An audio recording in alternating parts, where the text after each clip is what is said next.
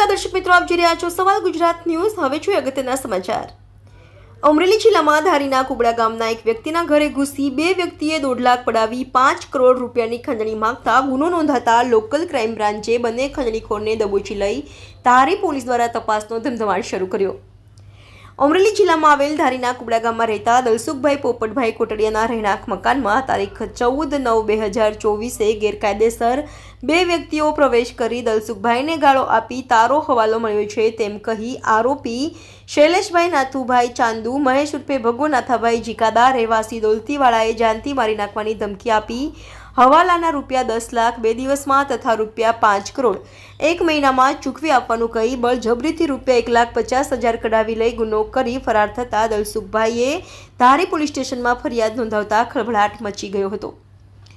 ઘટનાની ગંભીરતા દાખવી અમરેલી એસપી હિમકરસિંહ દ્વારા આરોપીને ઝડપી પાડવા માટે લોકલ ક્રાઇમ બ્રાન્ચની ટીમને કડક સૂચના આપતા અમરેલી લોકલ ક્રાઇમ બ્રાન્ચની ટીમ દ્વારા શોધખોળ હાથ ધરી હતી। રિપોર્ટર સંજય વાળા, સવાલ ગુજરાત ન્યૂઝ, ધારી।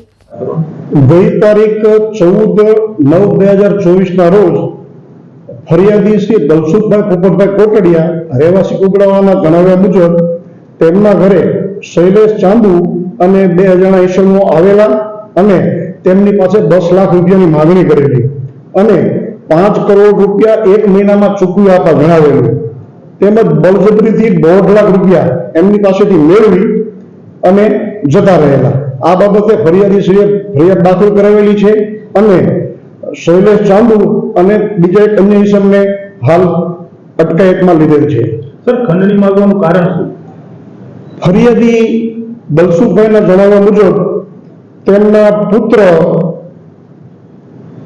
ના ધંધામાં સુધીરને ધંધામાં લેણું થયેલ હોય એની ભરપાઈ કરાવવાના ઈરાદાથી કોઈ પાસેથી હવાલો લઈ આ શૈલેષ ચાંદુ અને બે અજાણ્યા ઈસમો આવી અને ખંડણી માંગેલ હતી। સર, અત્યારે તપાસ કઈ રીતે ચાલી રહી છે?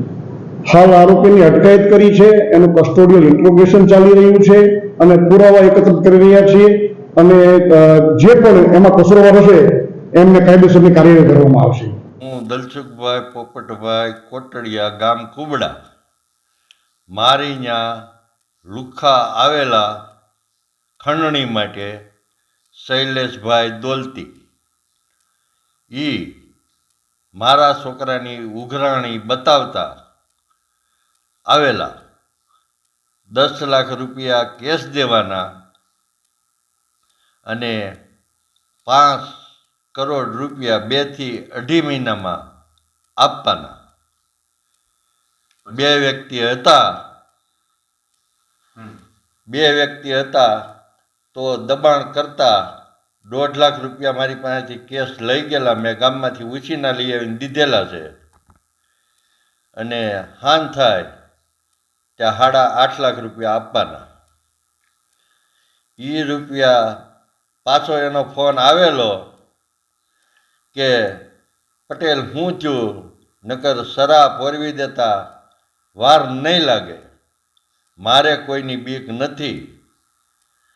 તો એથી જે કાંઈ કાર્યવાહી થતી હોય એ કાયદેસર કરવી તો બીજાને આવા ગુનામાંથી બચે, આટલી મારી વિનંતી।